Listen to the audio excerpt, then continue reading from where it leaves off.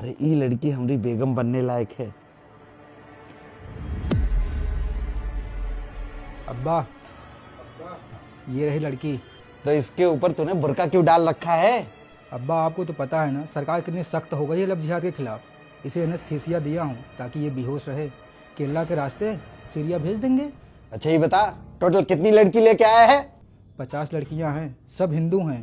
अरे हमारी बात कितनी हुई है? 100 लड़कियों की हुई है ना। अगर तू 50 लड़की भेजेगा तब तो हमारा पैसा काट लेंगे। अरे 100 लड़कियां भेजता तभी तो हमारे अकाउंट में हजारों करोड़ों रुपए आते, तब जाके हम अपने इस्लाम के लिए पैसा खर्च कर सकते थे। अब्बा, सभी अपने मुस्लिम भाइयों को काम पे लगा दिया हूँ। वो चाहे डिलीवरी बॉय हो, फेरी वाला हो या कचड़े वाला, सब लोग हिंदू लड़की का नंबर लाकर दे रहे हैं। हम उन्हीं लड़की को टारगेट कर रहे हैं जो आसानी से पट जाए, नहीं तो हमारा भेद खुल जाएगा। ठीक है, इसको गोडाउन में बंद कर। ठीक है अब्बा।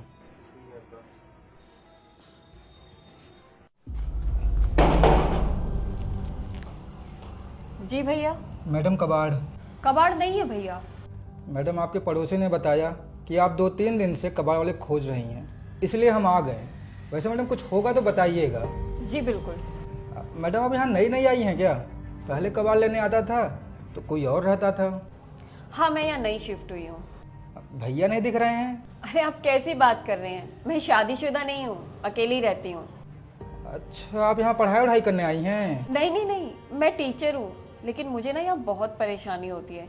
स्कूल आने जाने में रोज लेट हो जाता है, ना तो यहाँ ओला मिलता है, ना उबर, ना रिक्शा। बहुत दिक्कत होती है। ठीक है मैडम, हम चलते हैं। अरे आज अंधे भिखारियों ने कितना पैसा दिया। मौलवी साहब, आपके लिए 4 हिंदू लड़कियों का नंबर लाया हूँ। एक को स्कूल में आने जाने में दिक्कत होती है तो उसके लिए आप ओला उबर भिजवा दीजिए। एक पढ़ाई करने आई है, कमसिन कली है, उस पर तो हमारा भी दिल आ गया था, लेकिन क्या करें, हम तो कुबड़ आदमी हैं, वो तो हमसे प्यार करेगी नहीं, तो उसके पीछे कोई हैंडसम सा लड़का भिजवा दीजिए। हाँ ठीक है, हम लगवा देंगे। ये ले, पूरे 1 लाख रुपए है, और चल जा निकल। लेकिन मौलवी साहब, एक बात नहीं समझ में आई, आप सिर्फ हिंदू लड़कियों का नंबर क्यों निकलवाते हैं? हमारा नाम क्या है? झिंगुर बाबा। तो तुझे पता है कि जहाँ पे हम लड़कियां बेचते हैं वो मुस्लिम कंट्री है ना, वहां पे लड़कियों को खरीदना और बेचना सुन्नत की बात मानी जाती है। पहले इन लड़कियों के पीछे हम अपने सारे लोगों को लगा देते हैं, चाहे वो सब्जी वाला हो, चाहे वो गाड़ी चलाने वाला हो, सबको उसके पीछे लगाते हैं। फिर वो लोग धीरे धीरे उससे बात करना शुरू करते हैं, और जैसे ही वो लड़की धीरे धीरे बात करती है फिर उसको प्यार के जाल में फंसा लेते हैं। फिर उसको मजहब कन्वर्ट करने के लिए दबाव डालते हैं, और जैसे ही वो हमारे मजहब में कन्वर्ट हो जाती है फिर हमारे जैसे लोग उसके साथ मजे करते हैं। मजा करने के बाद, मन भरने के बाद हम उसको बेच देते हैं, क्योंकि हमको पता है आज नहीं तो कल काफिर की बच्ची मुंह खोलेगी। बेचने के बाद ढेर सारा पैसा भी आ जाता है और हमारा काम भी हो जाता है। अरे कुबड़े, अब खड़ा क्यों है, चल जा।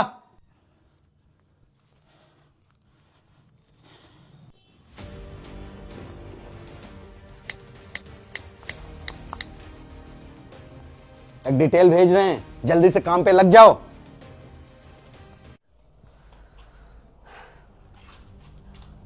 जी भैया, आप कौन? मैडम, आप स्कूल में पढ़ाती हैं ना, शायद आपको स्कूल आने जाने में दिक्कत होती है। मैं ओला उबर चलाता हूँ, आप बताइए, मैं आपको छोड़ दिया करूँगा। लेकिन भैया, आपको कैसे पता चला कि मुझे स्कूल आने जाने में परेशानी होती है? क्या मैडम, मेरे आस पड़ोस किसी को दिक्कत हो और मुझे पता ना चले?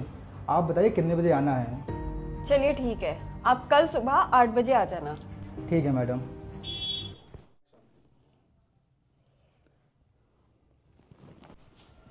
झिंगुर बाबा, आपके लिए 20 से 25 लड़कियों का नंबर लाया हूँ। बहुत अच्छा काम कर रहा है, अल्लाह सीधा तुझे जन्नत नसीब करेगा। लेकिन झिंगुर बाबा, ये सब कब तक चलता रहेगा? अरे जब हम हिंदुस्तान में 50% हो जाएंगे तो हम खुल के जिहाद करेंगे। झिंगुर बाबा, क्या कभी कोई मुसलमान सेकुलर हो सकता है? अरे तू कैसी बात कर रहा है, हम ईमान वाले लोग हैं, भला हम कैसे सेकुलर हो सकते हैं? हम मुसलमानों के लिए पहले कुरान और हदीस, उसके बाद कोई भी चीज। अब तूने देखा है ना, बांग्लादेश से न जाने कितने करोड़ इस हिंदुस्तान में मुसलमान रहते हैं, और तो और पाकिस्तान के भी मुसलमान रहते हैं। उनको गवर्नमेंट खाने को खाना देती है, रहने को जगह देती है, बिजली देती है, सब कुछ मुफ्त। लेकिन जब उनसे कोई पत्रकार पूछता है कि तुम्हारे लिए कुरान, हदीस या फिर हमारा संविधान, तो मुसलमान क्या बोलता है? सबसे पहले हमारे लिए कुरान और हदीस, क्योंकि वो मुसलमान है, वो समझता है ये जो सेकुलर वर्ड बनाया गया था ये हिंदुओं के लिए बनाया गया था, ताकि ये लोग एकजुट कभी न रह पाए। अब जब तक हिंदू अलग अलग रहेगा तब तक तो हम अपना काम कर लेंगे ना, तभी तो हम हिंदुस्तान में अपना वर्चस्व बना पाएंगे। ये ले, पूरे 2 लाख रुपए हैं, चल जा।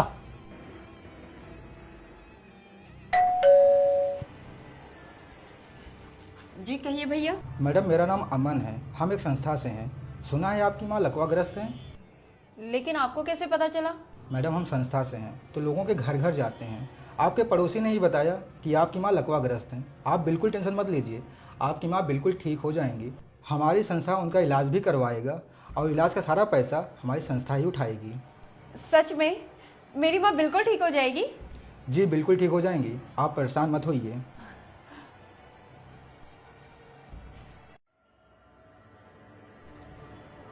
अब्बा, जो टीचर थी वो प्रेग्नेंट हो चुकी है, अब क्या करूं? अरे तुझे इतनी जल्दी क्या थी? अब्बा, उसकी माँ की सेहत बिल्कुल ठीक करवा दिया, पैसे आपने दिए। प्यार की गाड़ी आगे तो बढ़नी ही थी। वैसे अब्बा, वो कुरान और हदीस पढ़ने लगी है। अरे तुम कहाँ जा रही हो?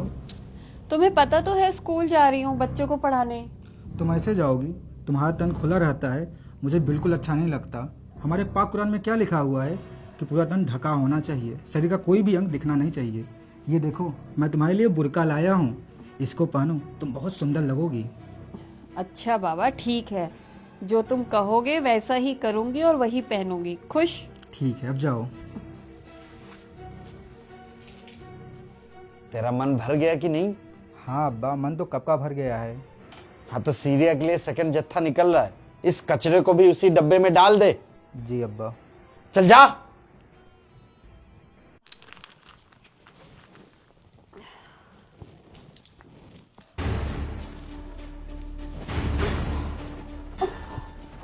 अब तुम तेरा भी वक्त आ गया। अरे भैया, इनको क्या हो गया? अरे कुछ नहीं हुआ। अरे सुनिए, पास में अस्पताल है, वहां लेके चलते हैं। तू जाना यार, हमें कोई दिक्कत नहीं है। अरे हम अपने बेटी को बुलाते हैं ना। ये लंगड़े, तुझे समझ नहीं आ रहा है क्या? अरे क्या हुआ मैडम?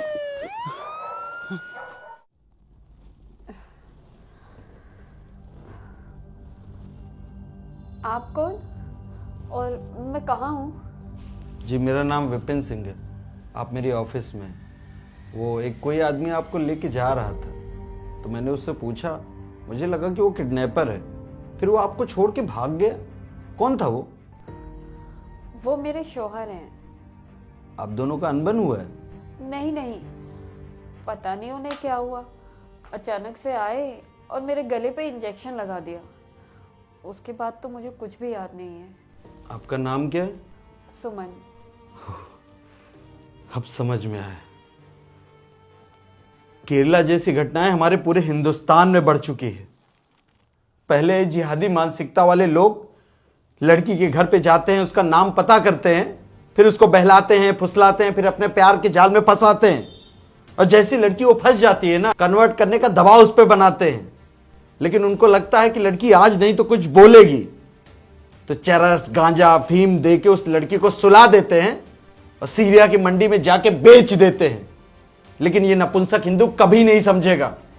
सेकुलर है ना, अपनी बहन बेटियों को रोज मरने देगा, लेकिन बोलेगा नहीं। भगवान ने मुझे बचपन से अपाहिज किया है, लेकिन हिंदू होने के बाद हिंदुओं का दर्द समझता हूं और आए दिन हिंदुओं के लिए लड़ रहा हूं।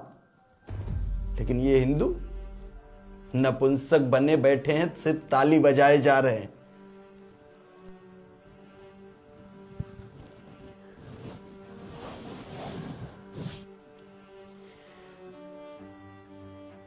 भैया, आज आपकी वजह से मेरी जिंदगी बच गई, नहीं तो मेरी जिंदगी भी किसी नर्क से कम नहीं होती। पता नहीं मैं कहाँ होती, किस हाल में होती। आपका बहुत बहुत धन्यवाद। अगर हिंदू हो तो आवाज उठाना सीखो, अपने लिए ना सही, अपनी बहन बेटियों के लिए। इस वीडियो पे एक शेयर जरूर करना।